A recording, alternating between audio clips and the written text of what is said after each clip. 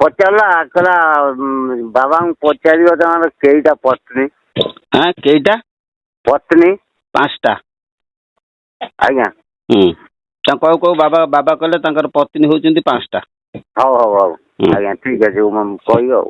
ହଉ ହଉ ଆଜ୍ଞା ଖରାପ ଭାବିବେନି ମୁଁ ପଚାରିଲି। ଭାବିମି ସିଏ ଯାହା ପଚାରିଲା ସେ ଯୋଉ ହିସାବରେ ପଚାରିଲା ମୁଁ କହିନି ଯଦି ଉତ୍ତରଟା ଯଦି ଜାଣିପାରିଥିବ ଠିକ ବାପର ପୁଅ ହେଇଥିବ ଜାଣିପାରିଥିବ। ହଁ ହଁ ନ ଜାଣି ପାରିଥିବ ସିଏ କହିବ ଭୁଲ କହିଲେ ମତେ କହିବ ମୁଁ ତାକୁ ବୁଝେଇବି। ଭୁଲ କହିଲେ ଫେର ସେକେଣ୍ଡ କରିବ କଲ୍ କରିବ। ବାସ୍ ସିଏ କହିଲା ଦିଟା ପତ୍ନୀ ହଉଛି 5ଟା। ଆଜ୍ଞା ଆଜ୍ଞା ଆଉ ଗୋଟେ କଥା ଶୁଣୁ ଭାଗବତ କହୁଛି ଜୀବର ଅଳପ ଶକତି ସତ୍ୟ ଯୁବତୀ ଏକପତି। ସେ ବାଟରେ ଯିବୁ କହିବୁ ତାଙ୍କର ପତ୍ନୀ ହଉଛନ୍ତି 100ଟା। ଆଜ୍ଞା ବୁଝିଲୁ କି ପ୍ରଥମେ କହିଲେ 5 ତାପରେ ଆଉ ଗୋଟେ ଦୃଷ୍ଟିରୁ କହିଲେ ତାଙ୍କର ପତ୍ନୀ ହଉଛି 100 ହେଲା। ଆଜ୍ଞା ଆଜ୍ଞା ଭାଗବତ କହୁଛି ନା ଜୀବର ଅଳ୍ପ ଶକତି ସତ୍ୟ ଯୁବତୀ ଏକପତି ଗୋଟିଏ ପତିର 100ଟା ସ୍ତ୍ରୀ। ବୁଝିଲେ କି ଇଏ ଗୋଟେ ଅର୍ଥ ଇଏ ବି ଗୋଟେ ଅର୍ଥ ବୁଝିଲ ନା। ତାକୁ ଦିଟା ଅର୍ଥ ବୁଝେଇଦବୁ ସେ କୋଉଟା ବୁଝୁଛି ବୁଝୁ। ମୁଁ ତାକୁ ଏଇଆ କହିବି ସେ ଆଉ ଯଦି ଠିକ ଉତ୍ତର ପାଇଗଲା ଆଉ ତ ନହେଲେ କମ୍ପ୍ଲେନ କଲେ ପୁଣି ସେକେଣ୍ଡ ଆପଣଙ୍କ ଟିକେ କଲ୍ କରିବ ଆଉ। ହଁ ଠିକ। ହଉ ଆଜ୍ଞା ରହିଲି ଜୟଗୁରୁ ଆଜ୍ଞା। ସବୁ କିଛି ଜାଣନ୍ତି କିଛି ଆମେ କରିପାରିବୁନି କଣ ଆମେ ତ ମାୟା ଘାଟି ଦେଖନ୍ତୁ କଣ କରିବୁ। ତେଣୁକରି ଏଇ ଗୋଟିକ ମୁଁ ମନସ୍ଥ କଲି ଯେ ଆପଣଙ୍କର କହିବାର ଉଦ୍ଦେଶ୍ୟ ଆମେ କେମିତି ପୁନର୍ବାର ମଣିଷ ଜନ୍ମ ପାଇକିରି ବା ମୃତ୍ୟୁ ଚକ୍ରରେ ଫେର ଆସିବା। ଆମେ ତ ଆଉ ନିରାକର ପ୍ରମାଣ ଭିତରେ ଆଉ ମାନେ ଲୀନ ହେଇପାରିବାନି। ଏଇ ଗୋଟିକ ଆପଣଙ୍କର ଲକ୍ଷ୍ୟ ମୋର ଅନୁଭବରେ ଆସୁଛି। ଏଇ ଗୋଟିକ ସତ୍କଟରେ କେମିତି ସଦ୍ଗୁରୁଙ୍କର ଲକ୍ଷଣ ଆପଣ ମାର୍ଗଦର୍ଶନ କରେଇଲେ ସଦ୍ଗୁରୁଙ୍କର ଯୋଉ ମାର୍ଗଦର୍ଶନ କରେଇଲେ ମୋର ବି ଖ୍ୟାଲ ଆସୁଛି ଯେ ଆପଣ ଯୋଉ କହିଲେ ଯେ ଆମେ ସଦ୍ଗୁରୁ କେମିତି ଚିହ୍ନିବା ଯେ ପରମହଂସ ଯୋଉମାନେ ହେଇଥିବେ ସେମାନେ ତ ପୁରା ପ୍ରାକ୍ଟିକାଲ ଥିଓରିଟିକାଲ ପ୍ରାକ୍ଟିକାଲ କରିଥିବେ। ତ ସେକେଣ୍ଡରେ ଆମେ କେମିତି ସେ ଜାଗାରେ ପହଞ୍ଚିବା ଆପଣ ସବୁ ଥାଇକିରି ସପୋଜ ମୁଁ ଏଇଠି ଅଛି ମତେ ଏଇ ମାର୍ଗରେ ମୋ ଗୃହସ୍ଥ ଘର ନିକଟସ୍ଥରେ ଗୋଟେ ଗୁରୁ କରିବାକୁ ମୁଁ ଚାହୁଁଛି ୟାକୁ କରିକିରି ଆପଣ କହିଲେ ବି ଯେକୌଣସି ଗୁରୁ ବି ଚେଞ୍ଜ କରିପାରିବେ। ଯେତେବେଳେ ସଦ୍ଗୁରୁ ଆପଣ ପାଇପାରିବେ ଆଉ ଗୁରୁ କିଛି ଆବଶ୍ୟକ ଦରକାର ନାହିଁ। ଏଇଟା ସତ। କିନ୍ତୁ ଏଇଟା ମୋ ଅନୁଭବରେ ଆସିଲି ୟାଙ୍କର ଯୋଉ ନୀତି ଆଚରଣ ସବୁ ବହୁତ ବଢିଆ ଲୋକ ମନ୍ଦ ଲୋକ ନୁହନ୍ତି। ଆପଣଙ୍କର ଏପିସୋଡ ୟାଙ୍କର ନୀତି ଆଚରଣ ପୁରା ଏକଦମ ମିଶୁଛି। କିନ୍ତୁ ଯୋଉ ଆପଣ ଗୋଟିଏ ଖ୍ୟାଲ କରିଥିଲେ ଯେ ସଦ୍ଗୁରୁ ଯିଏ ହେଇଥିବେ ସେ ଜପ କେବେ ଦେବେନି ନିଶ୍ୱାସ ପ୍ରଶ୍ୱାସରେ ସେ ଦେବେ ସେଇ ଟ୍ରିକ୍ ଟା ମୋର ଖ୍ୟାଲ ଆସୁଛି। ତ ମୁଁ ଗୃହସ୍ଥରେ ଯେହେତୁ ଅଛି ମୁଁ କିଛି କରିପାରିବିନି ମତେ ଏଇ ଗୋଟିକ ଠିକ ମାର୍ଗ ମୁଁ ମୂର୍ଖ ଲୋକ କିଛି ମୁଁ କରିପାରିବିନି ଆପଣ ଅନ୍ତର୍ଯାମୀ ସବୁ ଜାଣନ୍ତି ମତେ ଏଇ ସରଳ ଜିନିଷଟା ତେଣୁକରି ମୁଁ ଯେହେତୁ ଚାହୁଁଛି ଏଇଠି ଗୁରୁଟିଏ କରିବା ପାଇଁ ଆପଣ ଗୋଟିଏ ଏପିସୋଡ ମନେ ଆସିଲା ଯେ ଯେମିତି ଶଙ୍କରାଚାର୍ଯ୍ୟ ହଉଛନ୍ତି କିଏ ସେ ନା ନିରାକାରବାଦୀ ତାଙ୍କ ଲକ୍ଷ୍ୟଟାକୁ ମାନ ପାଳନ କର ଗୌରାଙ୍ଗ ମହାପ୍ରଭୁଙ୍କର କଥା ମାନ। ତ ମୁଁ ତାକୁ କଲଚର କଲି ଅନୁଭବ କଲି ଏଇଟା ହିଁ ମୋ ପାଇଁ ଠିକ ଯେହେତୁ ଆମେ ଗୃହସ୍ଥରେ ଅଛି ଆପଣ ଅନ୍ତର୍ଯାମୀ ସବୁ ଜାଣିବେ ଭୁଲ ଠିକ ହବ ତେଣୁ ଆମେ ୟାଙ୍କୁ ଧରିକିରି ଗୁରୁ ବି ଚେଞ୍ଜ କରିପାରିବା ଏମିତି ଆମ ଭାଗ୍ୟ। କିନ୍ତୁ ଆପଣଙ୍କୁ ମୋର ଅନୁଭବ ହେଲା ଯେହେତୁ ଆପଣଙ୍କର ଗୁରୁ ପରମହଂସ ଆପଣ ତାଙ୍କର ଶିଷ୍ୟ ସାକ୍ଷାତ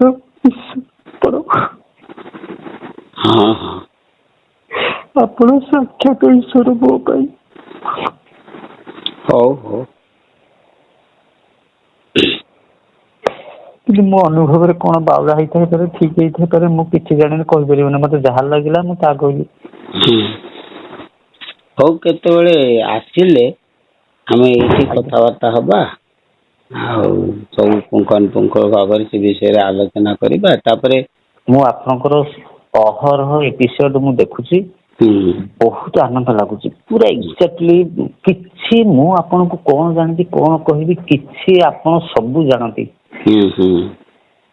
ବହୁତ ଆନନ୍ଦିତ ମୁଁ କେବେ ବହୁତ ଧନ୍ୟ ମନେ କରୁଛି ପ୍ରଭୁ। କିନ୍ତୁ ଆମର ଯୋଉ ପୂର୍ଣ୍ଣାନନ୍ଦ ଆଶ୍ରମ ତାଙ୍କର ହେଡ ଆଶ୍ରମ ହଉଛି ଋଷିକିଲା ନଦୀ ପାଖରେ ତାଙ୍କର ପରମହଂସ ଶୁଣିଛି ପୂର୍ଣ୍ଣାନନ୍ଦଙ୍କ ହଂସପୁର ହଁ ମୁଁ ଜାଣିଛି ପୂର୍ଣ୍ଣାନନ୍ଦଙ୍କ ବିଷୟରେ ମଧ୍ୟ ବହୁତ ଲୋକ କହିଛନ୍ତି। ସେ କହିଛନ୍ତି ଯେ ତାଙ୍କ ମାର୍ଗ ବି ଠିକ କିଛି ଅସୁବିଧା କାହିଁକିନା ଯୋଉ ପଞ୍ଚସଖାର ଅଚ୍ୟୁତ ଅନନ୍ତ ଯଶବନ୍ତ ବଳରାମ ଜଗନ୍ନାଥ ତାଙ୍କର ସେଇ ମାର୍ଗଦର୍ଶନ ଆପଣଙ୍କର ବହୁତ ବଢିଆ। ମୋ ପାଖରେ କୌଣସି ଭାଷା ନାହିଁ କିଛି କହିବାକୁ। ମୁଁ କିଛି ପଚାରିବାକୁ ଚାହୁଁନି, ପୁରା ଏକ୍ଜାକ୍ଟଲି ମୁଁ ବହୁତ ତପସ୍ୟା କରିବାର ଫଳ ପାଇଯାଇଛି ପ୍ରଭୁ। ବିଶ୍ୱାସ ନଥିଲା, ହଉ ଏଠିକି ଆସିଲେ ଆମେ ଜାଣିନଥିଲି ଆପଣ ଏତେ ମହାନ। କିନ୍ତୁ ଆପଣଙ୍କ ସହିତ କଥା ହେଇପାରିବି, ସବୁ ଆପଣଙ୍କ ଆଶୀର୍ବାଦ ଦ୍ଵାରା ହେଇଛି ପ୍ରଭୁ।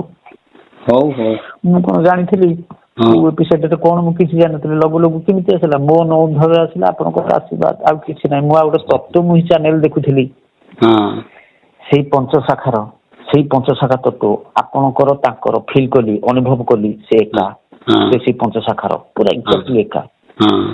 ତାପରେ ଆପଣଙ୍କର ଏପିସୋଡ ଦେଖିଲା ପରେ ମୋର ଆଉ କୌଣସି ଦେଖିବାକୁ ଇଚ୍ଛା ବି ହଉନି।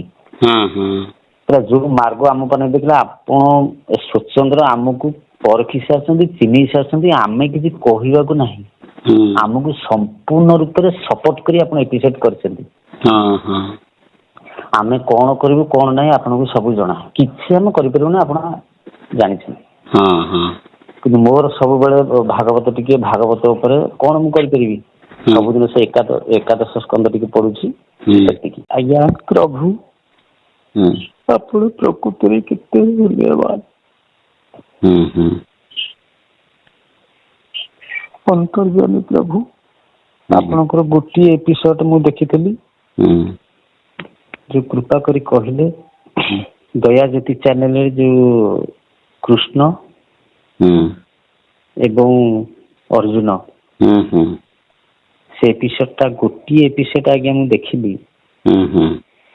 ମୁଁ ଅନୁମାନ କଲି ଆପଣଙ୍କର 650 ଏପିସୋଡ ଛାଡିଛନ୍ତି, କିନ୍ତୁ ମୁଁ ଗୋଟିଏ ଏପିସୋଡ ଦେଖିବାକୁ ସକ୍ଷମ। ମୁଁ ଅନୁମାନ କଲି ମୋ ଜୀବନ ଏମିତି ପଳେଇବ ବରଂ ତାକୁ ବ୍ୟାଖ୍ୟା କରିପାରିବିନି। ଆମ ପାଇଁ 600 ଏପିସୋଡ ହେଇଥାଇପାରେ, କିନ୍ତୁ ଆପଣଙ୍କ ପାଇଁ ଗୋଟିଏ। ସେ ଗୋଟିକର ବ୍ୟାଖ୍ୟା କରି ମୁଁ ବୁଝିଲି, ପରମ ଶାସ୍ତ୍ର ଭାଗବତ ଅଭ୍ୟାସ କରୁଥିବ ନିତ୍ୟ। ତିନିଟା ମାର୍ଗ ଆପଣ ଛାଡିଛନ୍ତି 600 ଏପିସୋଡରେ, ନା କଣ ନା ଯନ୍ତ୍ର, ମନ୍ତ୍ର, ତତ୍ତ୍ୱ, ସୂତ୍ର। ଏ ସୂତ୍ରଟି 600 ଏପିସୋଡରେ ଆପଣଙ୍କ ପାଖରେ ଅଛି। ତେଣୁ ମତେ ଗୋଟିଏ ଏପିସୋଡରେ ମୁଁ ଯଦି କହିବି ପ୍ରଭୁ ଯେ ନୀତି ଆଉ ନୀତି, ନୀତି ଅର୍ଥ କଣ ନା ସବୁଦିନ, ନୀତି ଅର୍ଥ ଅହରହ ପ୍ରତି ମୁହୂର୍ତ୍ତ। ତେଣୁକରି ଏଇ ସୂତ୍ରଟି ସହଜ ଏବଂ ସୂକ୍ଷ୍ମରେ କେମିତି କରିବି, କୌରବ ବଂଶ କୁପ୍ରକୃତି, ପାଣ୍ଡବ ବଂଶ ସୁପ୍ରକୃତି, ଏ ଦେହ ରଥ ଭକ୍ତ ହେଲେ ରଥୀ, ସେ ରଥୀର ସାରଥୀ ହଉଛନ୍ତି ସଦ୍ଗୁରୁ। ଏ ହୃଦୟର କଥା କଣ ଆମେ ଅଜ୍ଞାନୀ ଜାଣିବୁ ଆଜ୍ଞା। ମୁଁ କିନ୍ତୁ ଧୀରେ ହେଇକିରି ଅନୁଭବ କଲି, ସମ୍ପୂର୍ଣ୍ଣ ଓଡିଆ ମାରିକିରି ତାକୁ ଦେଖିଲି।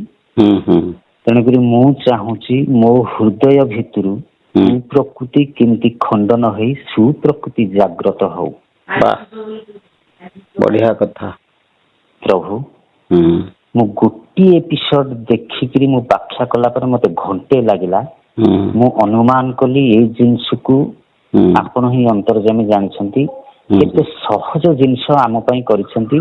ଯୋଉ ଆପଣ କହିଲେ ଅବଧୂତ 4 ପ୍ରକାର, ଯୋଉ 4 ପ୍ରକାର କହିଲେ, ଅଲେଖ ଅବଧୂତ, ବ୍ରହ୍ମ ଅବଧୂତ, ଶ୍ମଶାନ ଅବଧୂତ, ରାଜ ଅବଧୂତ।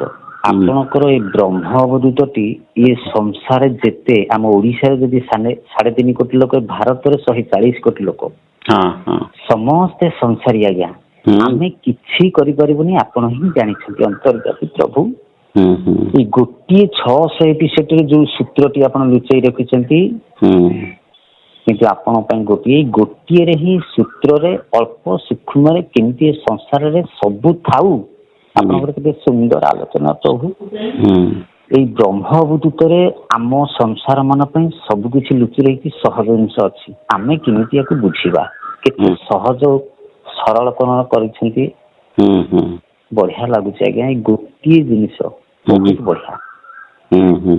ଏଇ ଜିନିଷ କେମିତି ଖଣ୍ଡନ ହେଇ ସୁପ୍ରକୃତି ଜାଗ୍ରତ ହଉ, ମୁଁ ଏପର୍ଯ୍ୟନ୍ତ ଆଜ୍ଞା ଗୁରୁ କରୁନାହିଁ।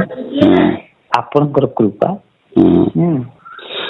ମୁଁ ତ କେବେ ଆପଣଙ୍କର କୃପା ସମସ୍ତଙ୍କୁ ହବ। ଗୋଟିଏ କଥା କହୁଛି ଯେ ସମସ୍ତେ ଯିଏ ଯୋଉ ଗୁରୁ କରିଛ କିମ୍ବା ଯିଏ ଯୋଉ ପଥରେ ଯାଇଛ ସମସ୍ତେ ଆଜ୍ଞା ତମ ନିଜ ନିଜ ଗୁରୁଙ୍କୁ ପ୍ରଶ୍ନ କର ଯେ କୋଉ କର୍ମ କଲେ କୋଉ ପ୍ରକୃତି ଖଣ୍ଡନ ହେଇ ସୁପ୍ରକୃତି ଜାଗ୍ରତ ହବ। ଅପରା ପ୍ରକୃତି ବିନାଶ ହେଇ ପରା ପ୍ରକୃତି ଜାଗ୍ରତ ହବ। ଏଇଟା ଆଜ୍ଞା ହିଁ ହଉଛି ପ୍ରଥମ କର୍ତ୍ତବ୍ୟ ଏବଂ କୋଉ ସାଧନା ଦ୍ଵାରା କୋଉ ମନ୍ତ୍ର ଦ୍ଵାରା। ଆଉ ଆଜ୍ଞା ବିଭିନ୍ନ ପ୍ରକାର ମନ୍ତ୍ର ଅଛି ସେ ମନ୍ତ୍ରରେ ଗୋଟେ ଗୋଟେ ମନ୍ତ୍ରରେ ଭୋଗ ମାର୍ଗ ମନ୍ତ୍ର ସେଗୁଡାକ ସବୁ ଠିକ ନୁହେଁ। କେବଳ ଆଜ୍ଞା ସଦ୍ଗୁରୁ ଦତ୍ତ ମନ୍ତ୍ରଟି ହିଁ କେବଳ ହଉଛି ଠିକ କିନ୍ତୁ ସେଇ ଆଜ୍ଞା ଜିନିଷ ବାଚିକି ଲୋକମାନେ ତମେ ଆସ ଏଇ ପଥରେ ଚାଲ। ଆଉ ତମେ ଏ ପଥକୁ ଛାଡିକି ବିପଥକୁ ଚାଲିଗଲେ ଜୀବନ ଟା ବେକାର ହେଇଯିବ ମନୁଷ୍ୟ ଜନ୍ମ। ଆଜ୍ଞା ଆଜ୍ଞା ତେଣୁ ଯେତେବେଳେ ବ୍ରହ୍ମା ଯେତେବେଳେ ସୃଷ୍ଟି କଲେ ଆମ ପ୍ରାଣୀ ଜଗତ ସବୁ ସୃଷ୍ଟି କଲେ ଏକ ନଖି ଦି ଲଖି ପଞ୍ଚ ନଖି ବିଭିନ୍ନ ପ୍ରକାର କଲେ କରିସାରିକି ଲାଷ୍ଟ ବେଳକୁ କଣ ହେଲା ନା ଅନ୍ତେ ମନୁଷ୍ୟ ସୃଷ୍ଟି କଲା ଯହିଁ ବିଶ୍ରାମ ସର୍ବଲୀଳା। ତେଣୁ ମନୁଷ୍ୟ ଜନ୍ମ ଦୁର୍ଲଭ ଜନ୍ମ ଏ ଜନ୍ମଟି ଯେତେବେଳେ ସିଏ ସୃଷ୍ଟି କରିଛନ୍ତି ଏ ଜନ୍ମକୁ ତମେ ବ୍ୟର୍ଥ ହବାକୁ ଦିଅ ନା ତମେ ସୁପ୍ରକୃତି ଜାଗ୍ରତ କରିକି ତମେ ଅମର ଧାମକୁ ଯିବା ପାଇଁ ଚେଷ୍ଟା କର ସମସ୍ତଙ୍କୁ ମୁଁ ଗୋଟିଏ କଥା ହିଁ ସବୁବେଳେ କହୁଛି। ଆଜ୍ଞା ଆଜ୍ଞା ଆଜ୍ଞା କିନ୍ତୁ ସେଇଟାକୁ ଲୋକ ତାର ଯିଏ ଯେତିକି ପାରୁଛି କରୁଛି ଯାହାର ଭାଗ୍ୟରେ ଥିବ ହବ ଯାହାର ଭାଗ୍ୟରେ ନଥିବ ବି ନହବ।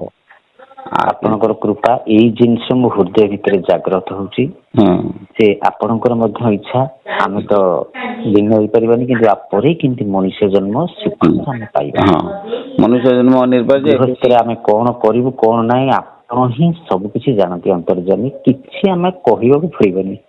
ଏଇ ଦିନେ ଦି ଦିନ ଭିତରେ ଏଇ କଥା ବି ଇଚ୍ଛା ଯାଉଛି ଛାଡି ସାରିଛି ମୁଁ। ଆଜ୍ଞା ଆଜ୍ଞା ସନ୍ଧ୍ୟାବେଳେ ଦେଖିବ। ଯେ ମୁଁ ତ ଏପର୍ଯ୍ୟନ୍ତ ଗୁରୁ ଅଭିମୁଖ ଅଛି। କେବେ ଆପଣଙ୍କର ଆଶୀର୍ବାଦ ଗୋଟେ ଏପିସୋଡ ଅଛି ତା ନାଁ ହଉଛି ସଦ୍ଗୁରୁ ଆଶ୍ରୟରେ ମନୁଷ୍ୟ ଜନ୍ମ ଅନିର୍ବାର୍ଯ୍ୟ। ଏଇଟା ଲେଖା ଆଜ୍ଞା ହେଇଛି ଏଇଟା ଆଜ୍ଞା ଆଜି କି କାଲି ୟାରି ଭିତରେ ଯିବ ଦେଖିଦବ ମୁଁ ଛାଡି ଦେଇଛି ଆଜି। ଆଜ୍ଞା ଆଉ ବହୁତ କଥା ଧୀରେ ଧୀରେ ଚାଲିଛି ଯାହା ଯେତେବେଳେ ହଉଛି ସବୁ ଚାଲିଛି ସବୁ ଗୁଡାକ କିନ୍ତୁ ଜଣେ ଆଜ୍ଞା ଲୋକ ଯଦି ଆମର ବର୍ତ୍ତମାନ 750 ଭିଡିଓ ଗଲାଣି 750 ଭିଡିଓକୁ ଯଦି ଗୋଟି ଗୋଟି କରି ଦେଖେ ସେ ବହୁତ କିଛି କଥା ବୁଝିପାରିବ ବହୁତ ଜାଣିପାରିବ ବହୁତ କଥା। ଆଜ୍ଞା ଆଜ୍ଞା ଆଉ ଯଦି କେହି ରୀତିମତ ଦେଖେ ସେ ସବୁ କଥା ଜାଣିପାରିବ ତାରି ଭିତରୁ। ଆଉ ସବୁଥିରେ ଯେ ସବୁ କଥା ଅଛି ତା ନୁହେଁ ଚୁମ୍ବକ ଗୋଟେ ଭିଡିଓ ଖେଳିଦବ ପଦେ ବିପଦ ତ ପାଇବ ନିଶ୍ଚିନ୍ତ ଯେକୌଣସି ଆଜ୍ଞା ଭିଡିଓ ସେ ଖେଳିଦବ ଗୋଟେ ପଦବୀ ହେଲେ ସୁଦ୍ଧା ଗୋଟେ ନୂଆ ଜିନିଷ ସେ ପାଇବେ ସେଥିରୁ।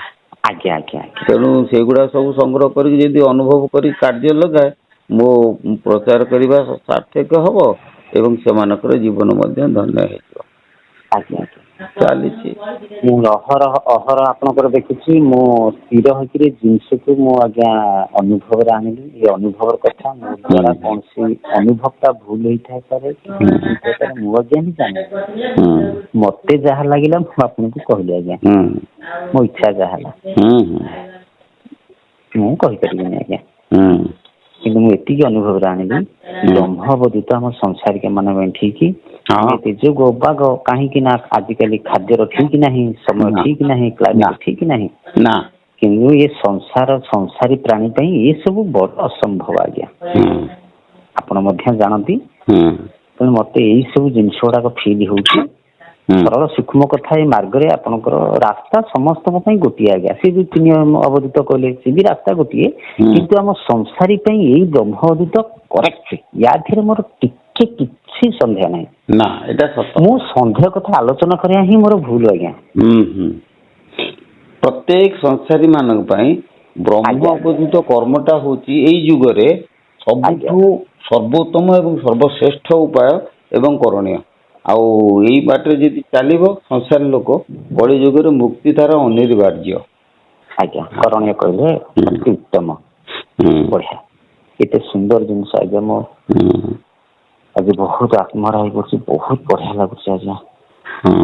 ଆପଣଙ୍କର ଏତିକି କୃପା ହେଲା କୋଉ ଦିନ ଏତିକି କୃପା ହଉ ହଉ କୋଉ ଦିନ ଆପଣଙ୍କର ଆଶୀର୍ବାଦ ହଉଛି ହବ ନିଶ୍ଚିନ୍ତ ମୁଁ ଚେଷ୍ଟା କରିବି କୋଉଠୁ କହୁଛ? କିନ୍ତୁ ଏପର୍ଯ୍ୟନ୍ତ ମୁଁ ଗୁରୁ କରିନି। ଆଜ୍ଞା କୋଉଠୁ କହୁଛ? ମୁଁ ପୁରୀ ଜିଲ୍ଲା ପିପିଲି ବ୍ଲକ ର ଚନ୍ଦ୍ରାଦୀପରୁ ଗ୍ରାମରୁ କହୁଛି। ଚନ୍ଦ୍ରାଦେଇପୁର ହଁ ଆଗରୁ ଥରେ କରିଥିଲ ନା କଣ? ମୁଁ 7-8 ଥର 10 ଥର ମଧ୍ୟ ଭିତରେ କଲାଣି। ହଁ ହୁଁ ଆଛା तेर तारिख करी 22 तारिख करी 25 तारिख करी। केतବେଳେ ପଳେଇ ଆସିଲେ ଏଠି ପହଞ୍ଚିଲେ ସବୁ ଉପାୟ ବତେଇ ଦିଆଯିବ।